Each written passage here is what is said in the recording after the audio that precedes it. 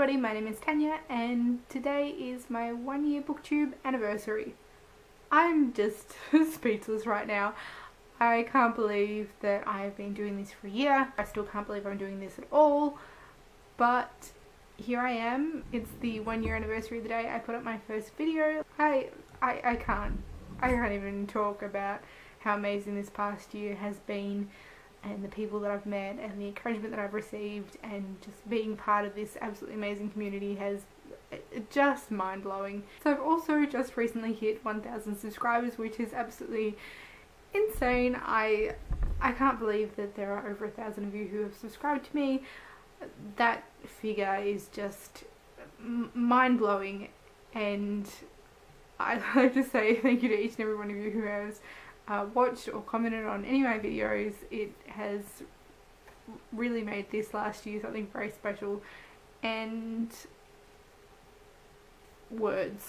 just words. It's a little while ago I put out a video asking for some questions to do for a 1-year anniversary Q&A video, and now it's time to answer those questions.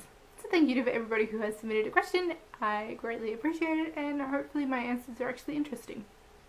The first questions come from Jane from Yes Miss Jane, and Jane has been such a supportive commenter on my channel. I was so excited when she started making videos of her own. So the question is, how did you get hooked on Juliet Maria?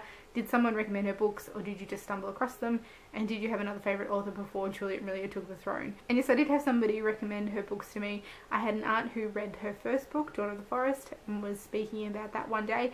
I can't remember what she said about Daughter of the Forest, but obviously made quite an impression on me, and I borrowed it from the library and read it, and that just started my love of Juliet Maria. As that, I can't actually remember what she said about the book, but I still remember where we were when she told me about her, which is really interesting. I don't know why I've got that connection of the place, but not the actual content of what she said. So I'm sure you've heard me talk about Juliet Maria a lot on this channel, and she is definitely one of my absolute favourites.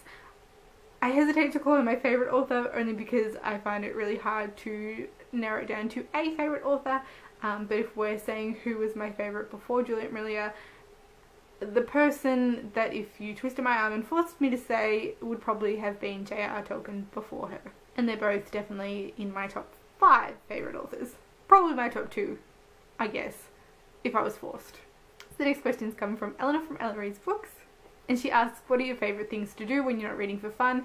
And my main hobby, aside from reading, would probably be cross-stitching. Cross-stitching is my craft of choice, although I haven't picked it up in months, which is ridiculous. I've been completely sidetracked by Booktube, and that really has taken over my life. But my main hobby outside of reading would be cross-stitch, and sometimes I can combine the two by cross-stitching while listening to audiobooks, which is fantastic. The next question is, what book would you say has made you cry the most recently or feel the most emotions? And I don't generally cry when reading. It's something that I've spoken about before. I definitely get very caught up in the emotion of a book, but I don't usually have that kind of outpouring of emotion. But I look back over what I've read this year, and 2 books stand out as the most emotionally impactful that I've read this year. The most recent was Speak by Laurie Halse Anderson, which was my Booktube Recommends pick of last month, and I still have to film my individual review video of that, and I'll go into it a little bit more. But that one definitely struck a chord with me in terms of teenage social exclusion. There's definitely a whole lot more going on in that book than that level. That's more kind of the surface, and it's what's going on underneath that that is more important in terms of the book. But the part that struck a chord with me is that social exclusion, which brings me back to my school days, and is definitely uncomfortable to read about on that personal kind of level. The other book that definitely made a huge impression on me was earlier in the year, and it was another Booktube Recommends pick, and that was Bastard of Carolina by Dorothy Allison. And this is just such a fantastic book. It deals with abuse, and it is heartbreaking and horrific, especially when it is based in some way on Dorothy Allison's own life, but so worthwhile reading and very, very important, and I would definitely recommend reading it. It's not necessarily a book you can say that you enjoy, but it's definitely a book that had a deep kind of emotional impact on me that I've read this year. And our last question is, what book do you think is an all-round read that you would recommend to anyone? And I think this question really stumped me the most out of all of the questions I've received, trying to think of something, because there's a lot of books that I could definitely recommend, but that I know aren't for everybody. So an all-round read that you'd recommend for anybody is a really tough question.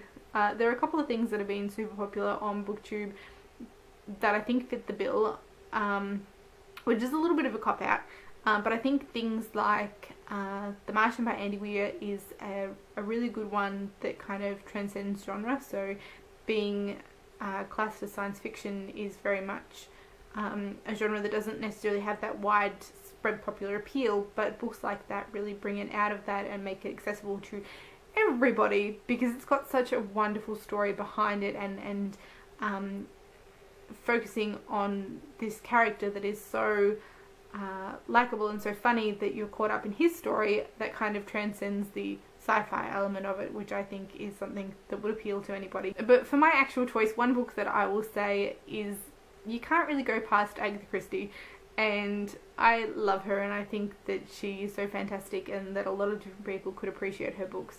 The one that I will pick out is probably one of her most famous, and definitely one of her best, and that is And Then There Were None. I've chosen this one because a lot of her books are kind of the slower, cozy mysteries.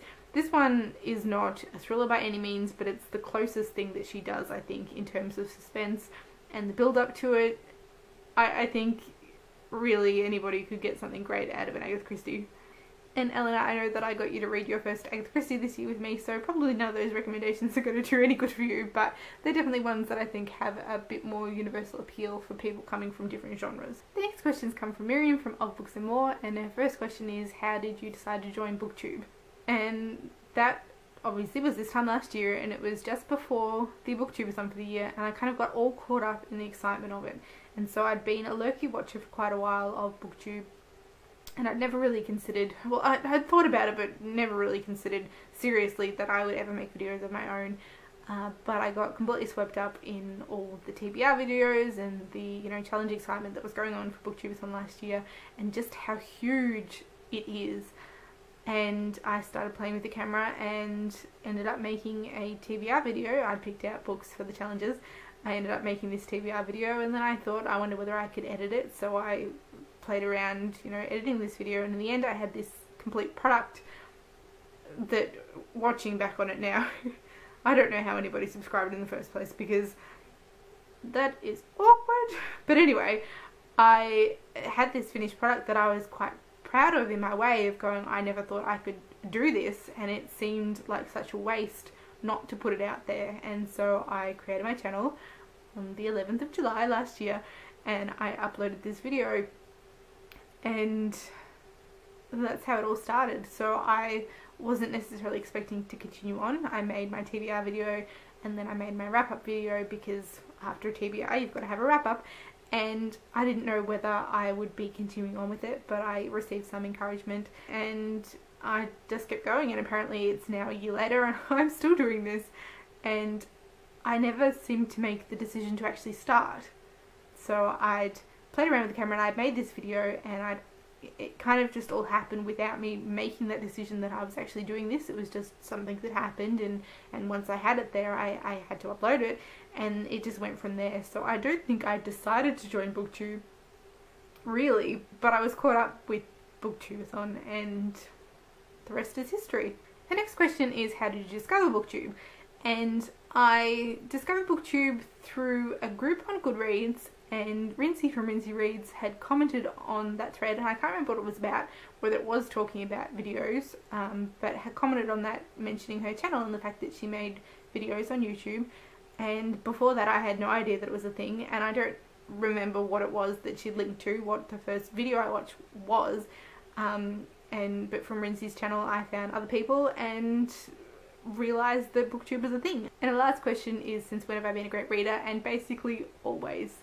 So I've always loved books. My mother read to me a lot as a child, and from that I've gained that love of reading, and I learned to read quite early and have just loved it ever since. So the answer to that is pretty much always.